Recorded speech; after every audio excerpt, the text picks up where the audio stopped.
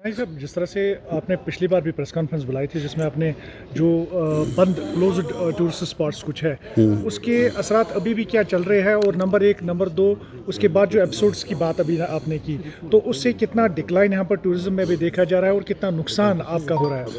देखिए, जो पहले हमको फॉरेन अभी जो एपिसोड हुआ है उससे ग्राफ तो नीचे ज़ीरो हो गया।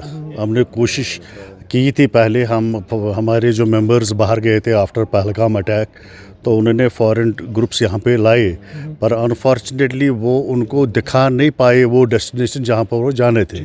तो वो डेस्टिनेशन अभी भी बंद है, तो डेस्टिनेशंस खुले नहीं। पर अभी जो रिसेंट अटैक हो गया है तो इससे ग्राफ नीचे ही आ गया। इसीलिए आज हमने जो एजीएम किया है ताकि हम एक एस्टिमेट करें और टूरिज़्म डिपार्टमेंट से एक स्ट्रेटजी पूछे कि उनका प्लान है क्या, सरकार का प्लान क्या है प्रमोशंस के लिए। हमें प्रमोशन चाहिए, हमें बाहर जाना है, और ये कब कैसा क्या करेंगे तो उसके लिए ये आज बात होगी। पोस्ट दिल्ली अटैक कितना लॉस हुआ होगा आपको? बहुत करोड़ों में लॉस होगा, क्योंकि 20% बहुत मायने रखता है। जो कश्मीर में टूरिज़्म था वो फिर से ग्राफ नीचे गया, उससे थोड़ा हमको दिख रहा था कि अब शायद ग्राफ ऊपर होगा। कितना लॉस होगा? अप्रॉक्सीमेटली 10-12 करोड़ तो हो गया होगा, क्योंकि एंड ऑफ द टनल हमको दिख रहा था कि ग्राफ इंक्रीज हो जाएगा। तो वो इंक्रीज हुआ नहीं, इंसिडेंट से वो नीचे ही गया, तो हम फिर से बैक टू स्क्वायर वन पहुंच गए। I want to convey to the government is that कि अभी उनका रोल है, सरकार का रोल है कि वो सामने आए, वो अपना स्ट्रेटजी बोले हमारे पास क्या है। प्रमोशंस के लिए उनको मीडिया की ज़रूरत है, जो हम चाहते हैं कि वो टीवी चैनल्स पे ऑल ओवर 20 स्टेट्स पे उनके लोकल लैंग्वेज में एक क्लिप चलाए कश्मीर का। मैं स्पीच में भी बोलने वाला हूँ और नेशनल न्यूज़ चैनल में भी, ताकि उससे क्या होगा, एटलीस्ट कवर अप होगा, लोगों को पता चलेगा और उनका माइंड थोड़ा डाइवर्ट होगा कश्मीर की तरफ। फिर उसके बाद ब्लॉगर्स को इनवाइट करें, वो अपना यूट्यूब और इंस्टाग्राम फेसबुक पे चलाए। फिर रोड शोज़ तो है ही है, that is very important in collaboration with the locals. बहुत बहुत शुक्रिया, थैंक यू। अगर यहाँ पर ये फ्लो जो है बढ़ने वाला था, लेकिन उसके बाद आज ये इंसिडेंट हुआ, उसके बाद नौगाम इंसिडेंट हुआ, तो टूरिज्म को कहाँ देखते हैं इसके बाद आप?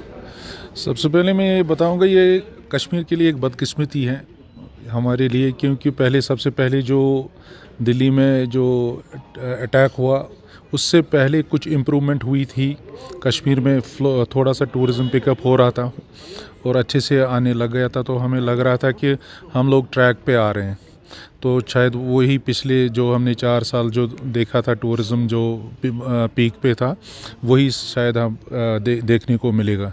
बट अनफॉर्चुनेटली जो इंसिडेंट दिल्ली में हुआ उसके बाद टूरिज़म फिर डिक्लाइन हुआ, और उसके बाद जो अनफॉर्चुनेट एक इंसिडेंट हुआ नौगाम पुलिस स्टेशन पे, जो कि एक दर्दनाक था, उससे भी काफ़ी फ़र्क पड़ा और इससे काफ़ी टूरिज़म में मतलब दिक्कत हुई और गिरावट हुई, और टूरिज़म अभी फिर वहीं पे पहुंचा जो 22 अप्रैल से आफ्टर पहलगाम अटैक की वजह से हुआ था। अप्रॉक्सीमेटली कितना लॉस हुआ होगा टूरिज्म को?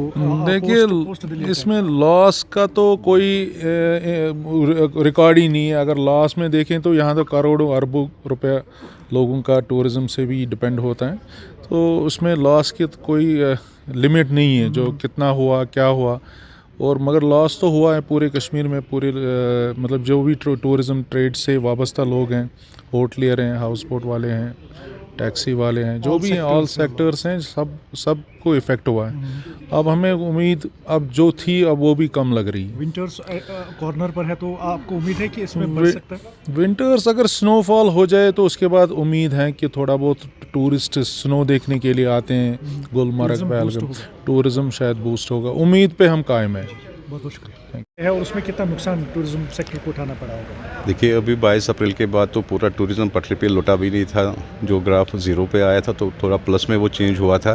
वी वेर एक्सपेक्टिंग कि अब जो आने वाला टाइम था, जैसे ऑटम हमारा है अभी चल रहा है या विंटर्स आने वाले थे, तो we were expecting a good number of tourist to कम।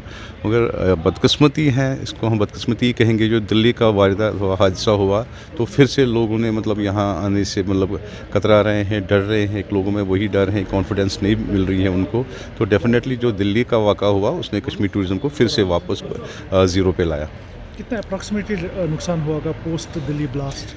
देखिए, खाली उस दिल्ली की बात नहीं करेंगे हम, अगर हम टूरिज़्म की बात करेंगे, ओवरऑल टूरिज़्म जो 22 अप्रैल से सफ़र कर रहा है, जितने भी इसमें स्टेक होल्डर्स हैं, जो भी लोग इसके साथ जुड़े हैं, चाहे वो पुराने स्टेक होल्डर्स हो, नए एंटरप्रेन्योर्स हो, ये हज़ारों करोड़ रुपए का लॉस है। और जो इसमें लोग जो इसके साथ वाबस्ता हैं बड़े स्ट्रेस में है अभी, क्योंकि ऑनेस्टली मतलब अगर किसी के पास गाड़ी है, मैं ये दावे से कह सकता हूँ, या हाउस बोट देखिए आप बिल्कुल बंद पड़े हुए हैं, होटल्स लोगों ने बंद किए हैं, शिकारे वाले बैठे हैं, पोनी वाले बैठे हैं, तो मेजॉरिटी ऑफ पीपल अगर हम देखेंगे कि सफ़र कर रहे हैं।